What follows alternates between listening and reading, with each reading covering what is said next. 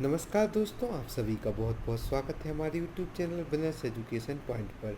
यदि अभी तक आपने हमारे नोट्स एवं टेस्ट सीरीज प्राप्त नहीं की तो हम आपसे पुनः निवेदन करते हैं कि आप जल्दी से जल्दी हमारे बहुत ही उपयोगी नोट्स एवं टेस्ट सीरीज ज्वाइन कर लें। यदि आप 2019 की टेस्ट सीरीज ज्वाइन करना चाहते हैं, जो कि आपकी बहुत ही किफ़ायती दाम मात्र 1500 रुपये में आप ज्वाइन कर सकते हैं, जिसमें आपको अनुभवी प्रशिक्षित चयनितों के द्वारा आपके उत्तर की जाँच भी की जाएगी, निःशुल्क गाइडेंस भी दिया जाएगा, साथ में आपको टेस्ट सीरीज भी प्राप्त हो जाएगी।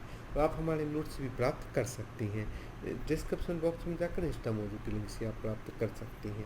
चलिए चलते हैं आज की हमारी वीडियो पर, जो कि 2020 की प्रारंभिक परीक्षा को ध्यान में रखकर बनाया गया है।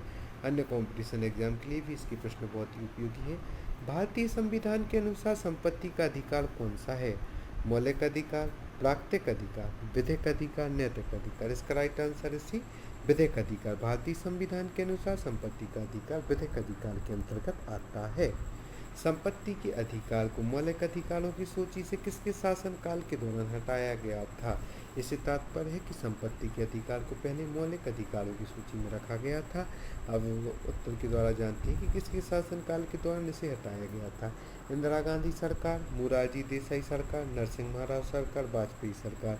इसका राइट आंसर है बी, मोरारजी देसाई सरकार, जिनके शासनकाल में संपत्ति के अधिकार को मौलिक अधिकारों की सूची से हटाया गया था एवं इसे विधिक अधिकार के अंतर्गत जोड़ा गया था। निम्नलिखित में से मौलिक अधिकार कौन सा है जिसे डॉक्टर अम्बेडकर के अनुसार संविधान का दिल कहा जा सकता है? संवैधानिक उपचारों का अधिकार, धर्म का अधिकार, समानता का अधिकार, स्वतंत्रता का अधिकार। इसका राइट आंसर है ए, संवैधानिक उपचारों का अधिकार, जिसे डॉक्टर अम्बेडकर के अनुसार संविधान का दिल कहा जा सकता है। प्रेस की स्वतंत्रता भारतीय संविधान के किस अनुच्छेद से मिलती है? अनुच्छेद 19, अनुच्छेद 21, अनुच्छेद 14, अनुच्छेद 16। इसका राइट आंसर है ए, अनुच्छेद 19। प्रेस की स्वतंत्रता भारतीय संविधान के अनुसार अनुच्छेद 19 के अंतर्गत मिलती है। भारतीय संविधान में अल्पसंख्यकों को मान्यता किस आधार पर दी गई है? धर्म आधार पर, जाति आधार पर, कुल जनसंख्या के साथ उस वर्ग की जनसंख्या का अनुपात, रंग के आधार पर। इसका राइट आंसर है ए, धर्म। भारतीय संविधान में अल्पसंख्यकों को मान्यता धर्म के आधार पर दी गई है। संविधान का निम्नलिखित में से कौन सा अनुच्छेद मौलिक कर्तव्यों से संबंधित है? अनुच्छेद 39 का, अनुच्छेद 51 का, अनुच्छेद 29 का, उपरोक्त में से कोई नहीं। इसका राइट आंसर है बी, अनुच्छेद 51 का। संविधान का अनुच्छेद 51 का मौलिक कर्तव्यों से संबंधित है। मौलिक कर्तव्य 10 बताए गए हैं एवं जो मौलिक अधिकार है वह 6 बताए गए हैं।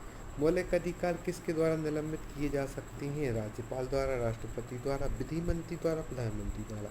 इसका राइट आंसर है बी, राष्ट्रपति द्वारा मौलिक अधिकार निलंबित किए जा सकते हैं।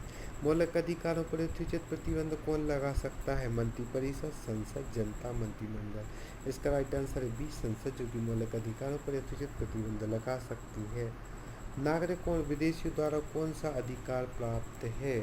राजनीतिक अधिकार, मौलिक अधिकार, सिविल अधिकार, विधिक अधिकार।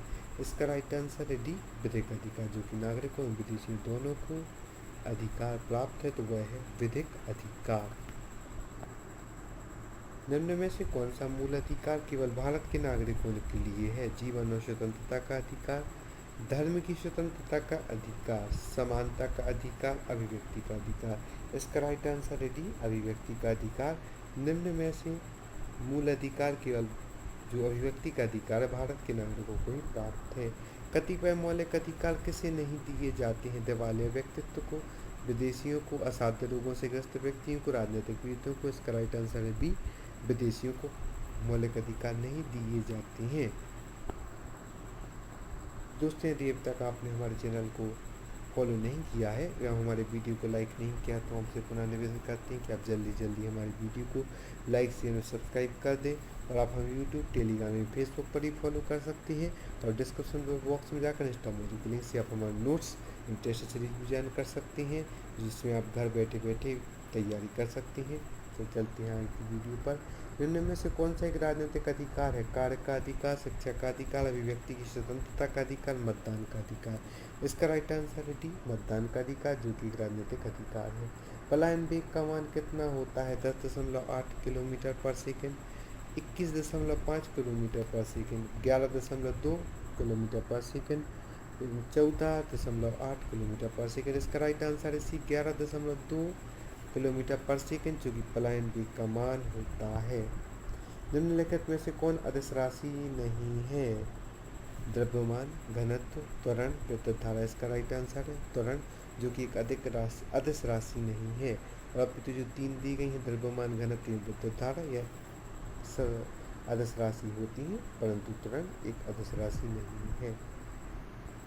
आकाशगंगा तत्व मेखला वर्गीकृत की गई है साकार गैलेक्सी के रूप में, विद्युत गैलेक्सी के रूप में, अनियमित गैलेक्सी के रूप में, गोलाकार गैलेक्सी के रूप में। इसका राइट आंसर है ए, साकार गैलेक्सी के रूप में आकाशगंगा तत्व मेखला वर्गीकृत की गई है।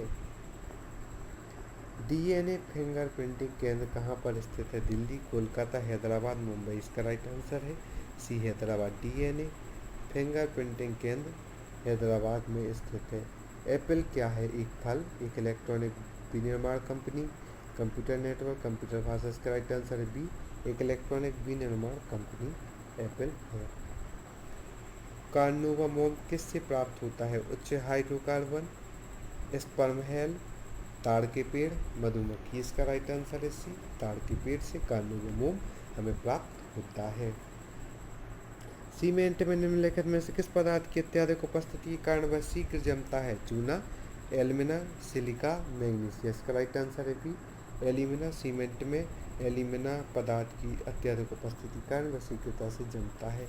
जस्तीकरण क्या है? लोहे को गलत जस्तों में डुबाने की क्रिया, एल्यूमिनियम को गजल जस्ता में डुबाने की क्रिया, सल्फर को गलत जस्ता में डुबाने की क्रिया, सोने को गलत जस्ता में डुबाने की क्रिया। इसका राइट आंसर है जस्तीकरण वह प्रक्रिया है जो कि लोहे को गलत जस्ता में डुबाने की क्रिया को जस्तीकरण कहा जाता है।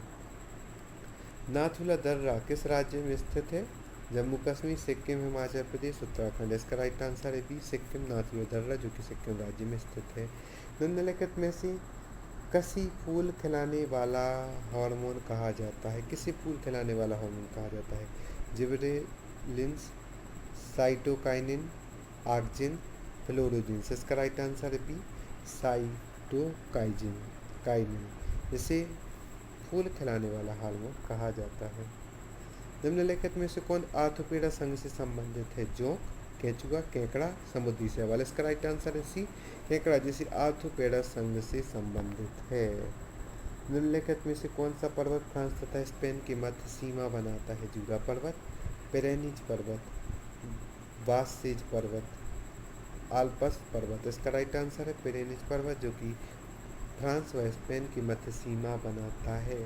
दीर्घ ज्वार आता है जब सूर्य तथा चंद्रमा समकोण बनाते हैं, सूर्य तथा चंद्रमा एक सीधी रेखा में होते हैं, सूर्य कर्क रेखा पर लंबवत चमकता है, सूर्य मकर रेखा पर लंबवत चमकता है। तो इसका राइट आंसर है बी, सूर्य तथा चंद्रमा एक सीधी रेखा में होते हैं तब दीर्घ ज्वार आता है। आप सभी का बहुत बहुत धन्यवाद हमारे इस वीडियो को देखने के लिए। यदि अभी तक आपने हमारे चैनल को लाइक शेयर सब्सक्राइब नहीं किया तो हम आपसे पुनः निवेदन करते हैं आप हमारे चैनल को लाइक शेयर और सब्सक्राइब कर दें ताकि आपको ऐसी उपयोगी वीडियो मिलती रहे। और साथ में हमारी आप notes and test series description box में जाकर इंस्टा मूवी के लिंक से प्राप्त कर सकती हैं। आपसे का पुनः निवेदन है कि आप हमारे नोट्स एंड टेस्ट सीरीज को जरूर ज्वाइन करें और अपनी सफलता को सुनिश्चित करें। धन्यवाद।